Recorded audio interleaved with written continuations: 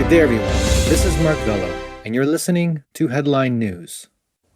Pompeo rebukes Twitter ban. This is not the CCP. U.S. Secretary of State Mike Pompeo tweeted on January 9th, criticizing Twitter for banning the freedom of speech. He said, "We cannot let them silence 75 million Americans. This isn't the CCP."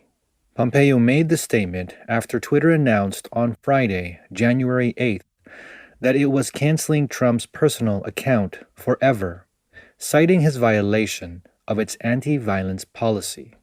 In the tweet, Pompeo wrote, "Silencing speech is dangerous. It's un-American. Sadly, this isn't a new tactic of the left. They've worked to silence opposing voices for years."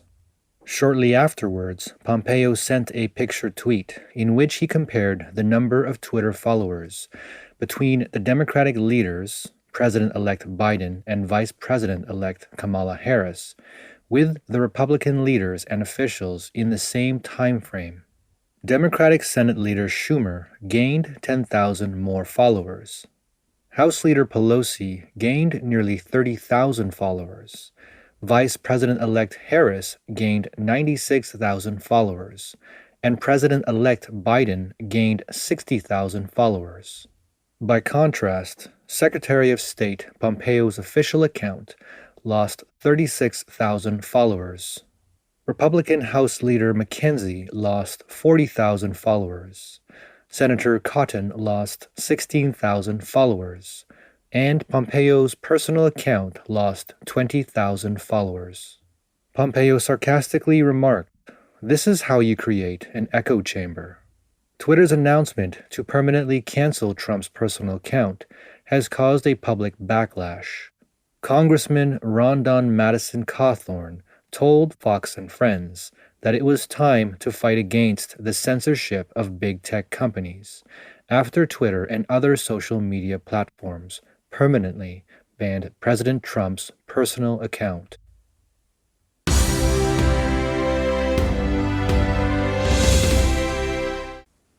Talk show host says Washington's swamp fears Trump's remaining days in office. Radio talk show host Rush Limbaugh, a former presidential Medal of Freedom recipient, said the swamp in Washington and House Speaker Nancy Pelosi are scared out of their gourd for the remaining days of President Trump's term. The hatred is visceral. You can touch it. You can see it. You can see it steaming from the electrodes on these Democrats' heads. "I've never seen personal animosity like this," Limbaugh said on his show on January 8th. On Friday, several media outlets reported that House Democrats had drafted a second impeachment against Trump, which listed only one charge, incitement to insurrection, in response to Wednesday's breaching of the Capitol by protesters in Washington. They've got to do this in 11 days, so they've got to call the House together, then get the Senate to go ahead and convict for this. And then they want a caveat that prevents Trump from seeking the presidency ever again. This is going to pressure the cabinet and Vice President Mike Pence into invoking Amendment 25. But Pence has said that he's not going to do this. Limbaugh said the entire Washington establishment is acting this way because they are scared to death of Trump. The 4-year coup, the 4-year effort to get the election results of 2016 overturned. There are all kinds of people who broke the law. All kinds of people who are quaking in their boots. They're worried silly that Trump is going to unleash some of these classified documents, he claimed. Limbaugh also remarked they were terrified that Trump will pardon people who pose a threat to them. The people in the Washington establishment, why did they want to stop Trump in the first place? Because they didn't want what they have been up to for years, which is no good, to ever come out. And they're worried to death that he's got a card or two to play here yet, including the pardon power. President Donald Trump announced Friday that he will not attend Biden's inauguration on January 20th. In response, Biden responded in Delaware that he thought Trump's non-attendance would be a good thing, and that he agreed with Trump on the issue.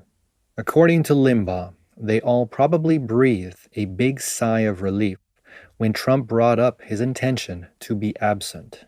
Limbaugh said, "Imagine if he decided to release a bunch of classified documents right before the inauguration ceremony."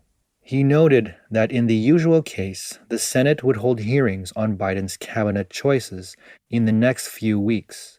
In the past, the Senate confirmed the cabinet on Inauguration Day, but not this year. "It's been 2 long, nervous weeks for the Democrats," Limbaugh said, adding that there's a major potential power vacuum. He declared, "Folks, people are scared.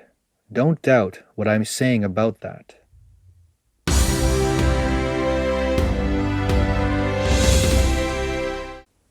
Biden pledges to defeat the NRA in his term.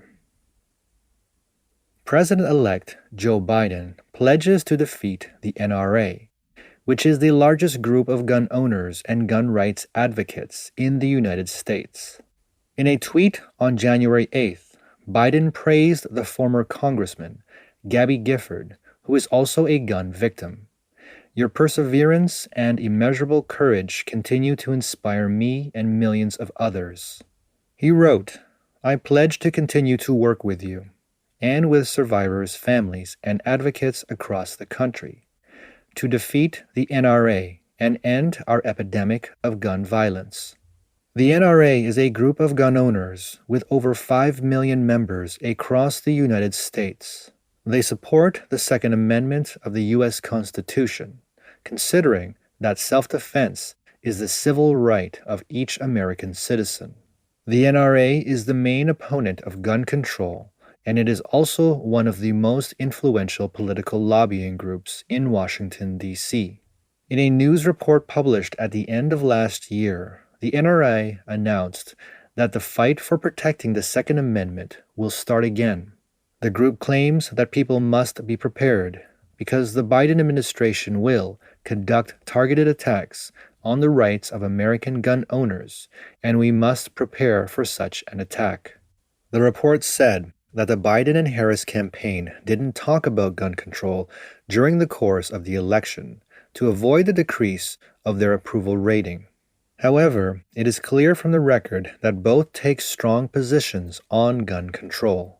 Before the NRA's news report, Biden published an ending gun violence plan on its website. The plan mentions that Biden will help to implement a 10-year restricting order on certain types of firearms. As president, Joe Biden will defeat the NRA again, as stated on the website. This means that Biden will continue the gun control policy of Obama's administration.